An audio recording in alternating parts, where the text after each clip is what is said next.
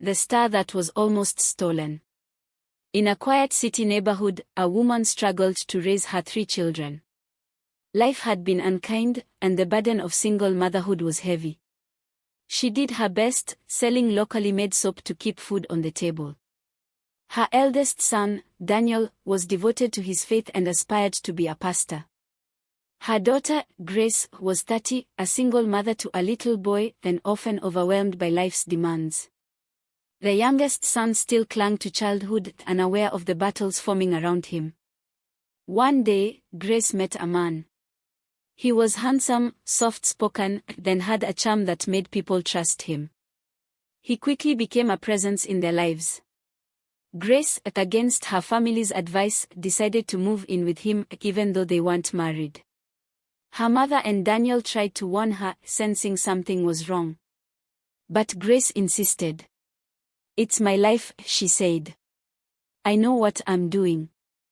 Months passed, and Grace became pregnant. That was when things began to unravel. Her face started to swell without cause, strange markings appeared on her skin, and her legs retained water. Every night, she would call Daniel, pleading with him to pray for her. She said her dreams were full of terror, dark shadows, snakes, and the haunting feeling that something was watching her. One day, she visited Daniel.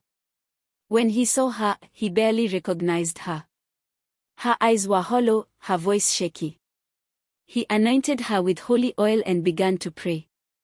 As the prayer grew intense, Grace suddenly collapsed and began to manifest a dark spirit. Through her, a voice spoke, cold, deep, and chilling. It confessed that Grace had already been sacrificed spiritually by the man she lived with. He had recorded the entire ritual and shown her afterward, telling her there was no way out. Daniel was shaken. When the man heard about the manifestation, he turned the accusation back, claiming Daniel was trying to sacrifice his own sister to become a pastor. Grace, confused and spiritually bound, went back to live with the man.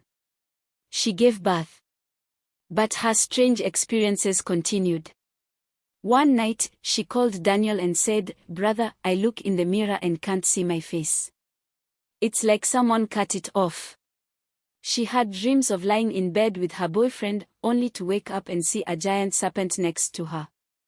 Daniel, who had traveled for a church seminar, continued to pray for her over the phone and sent her to various churches for help. Eventually, Grace returned to her mother's house, but she was no longer the same.